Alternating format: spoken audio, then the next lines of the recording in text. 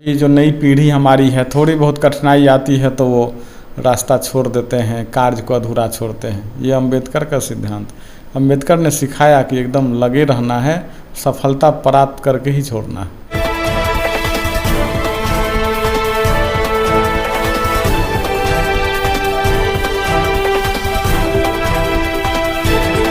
Sir, सबसे पहले स्वागत है अपने लिए। बहुत बहुत धन्यवाद। आज आपको भी बधाई। डॉक्टर भीमराव अम्बेडकर के जयंती की पूर्व संध्या पर 14 अप्रैल उनका जन्म दिवस है। आज 13 अप्रैल को हम उनकी पूर्व संध्या पर कार्यक्रम आयोजित कर रहे हैं। सर, अगर हम बात करें कि उनके जीवन काल पे, तो अभी ये चीज़ देखा जा रहा है कि अभी ये जो नई पीढ़ी आ रही है उस पर किस तरह अमल करे और कितना अमल कर रही है। डॉक्टर अम्बेडकर के जीवन दर्शन और उनके विचारों और उनका जो पूरा जीवन काल रहा है उसका अगर अध्ययन हम करते हैं तो बहुत कुछ नई पीढ़ी के लिए आज सीखने का अवसर प्राप्त हो सकता है। बाबा साहब अम्बेडकर मानव में अंतर नहीं करना सिखाए, समानता का सिद्धांत दिया उन्होंने, सबों को शिक्षित होने का सिद्धांत दिया और उनका जीवन संघर्षों के बीच बीता। उस समय समाज में बहुत विचित्र स्थिति थी, छुआछूत, जाति प्रथा इतनी अधिक थी कि पढ़ने का अधिकार नहीं था, पानी पीने का अधिकार नहीं था। उस कठिनाई को भी झेलते हुए उन्होंने अपना जीवन में संघर्ष जारी रखा। न केवल सामान्य रूप से पढ़े बल्कि बहुत ऊंचा दर्जा हासिल किया। अनेक विषयों के जानकार थे, भाषाओं के जानकार थे, शिक्षाविद थे, कानून के ज्ञाता थे और विदेशों में जाकर के उच्च से उच्च शिक्षा प्राप्त की, बैरिस्टरी की पढ़ाई की। तो और संविधान से जो देश चलता है उसका निर्माण उन्होंने किया। तो हम उनके जीवन से नई पीढ़ी को खास करके अवगत होना चाहिए और उस पर अमल करना चाहिए ताकि उनका भी जीवन सफल हो। और समाज के लिए उन्होंने बहुत बड़ा त्याग किया। समाज के लिए वो जगते थे, काम करते थे और बताते थे अगर मैं सो गया तो फिर मेरा समाज नहीं जग पाएगा। तो उस समय, जिस समय हमारा भारत गुलाम था, 19वीं शताब्दी, 20वीं शताब्दी का भारत कल्पना कर सकते हैं।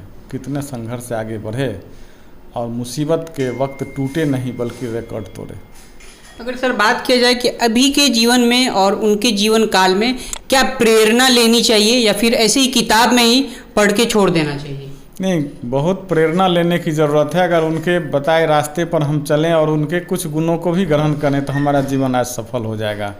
और एक मानव के नाते हम सबों को समानता की दृष्टि से देखें, सबों को शिक्षित करें, संघर्ष करना सिखाएं।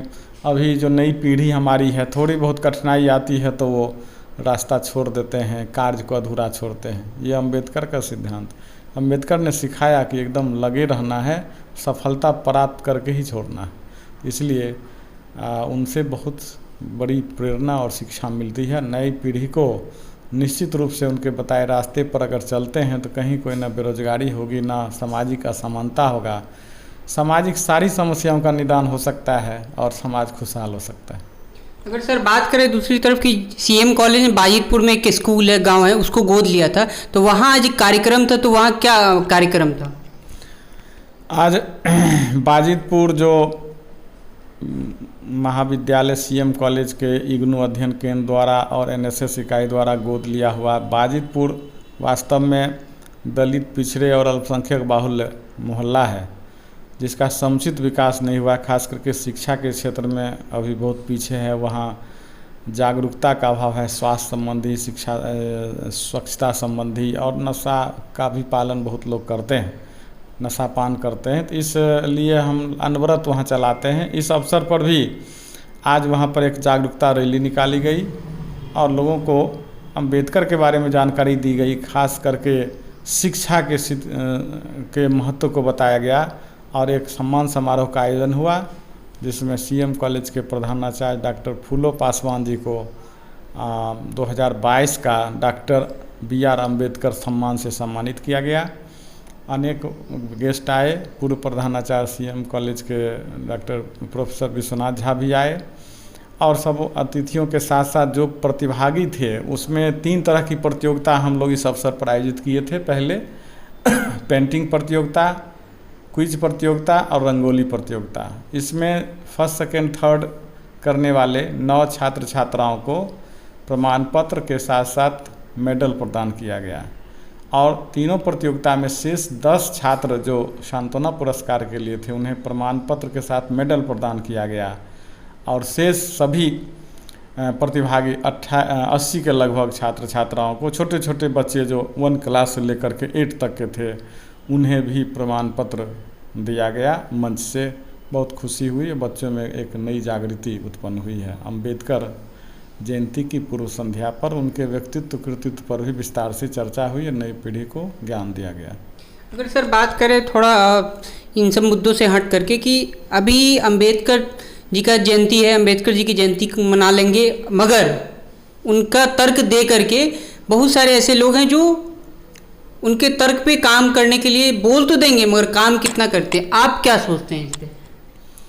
ये तो मान के ही हमें चलना होगा। सब हर व्यक्ति हर काम नहीं करते हैं, लेकिन कम से कम आज समय बदला है और विचार लोग जरूर कर रहे हैं, चिंतन मनन कर रहे हैं, सब बोल तो रहे हैं। आज बोल रहे हैं तो फिर वही आगे सकारात्मक रूप से मैं कहना चाहता हूँ वो काम भी करेंगे।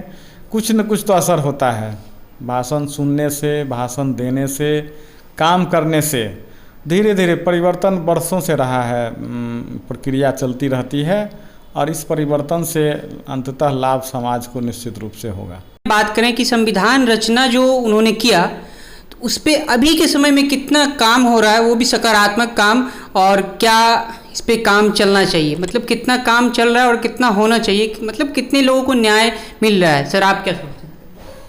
देखिए समाज की जो व्यवस्था है भारत में वो बरसों पुरानी है। संविधान में पूरा प्रावधान कर दिया गया है और संविधान के अनुसार ही चलता है, लेकिन अपवाद हैं उसके। जैसे जैसे हमारा समाज शिक्षित होगा, जागरूक होगा, वैसे वैसे लोगों के बीच जो संविधान की मूल भावनाएं हैं वो पनपेगी और उसी के हिसाब से चलेगा। आप बहुत पहले के समय में चले जाएं, 25 साल 50 साल पहले जो स्थिति थी वो आज बहुत बदल गई है। तो इसका मूल है कि शिक्षा और जागरूकता, ये जब हर व्यक्ति में हो जाएगा, हर व्यक्ति अधिकार कर्तव्य के प्रति जागरूक होंगे, तो स्वतः जो कुछ संविधान में वर्णित अधिकार लोगों को नहीं मिलते हैं, उनको कठिनाई होती है, वो सारी चीज़ें स्वतः दूर हो जाएंगी। सर बहुत बहुत धन्यवाद न्यूज़ इंडिया से बात करने के लिए। धन्यवाद आपको भी।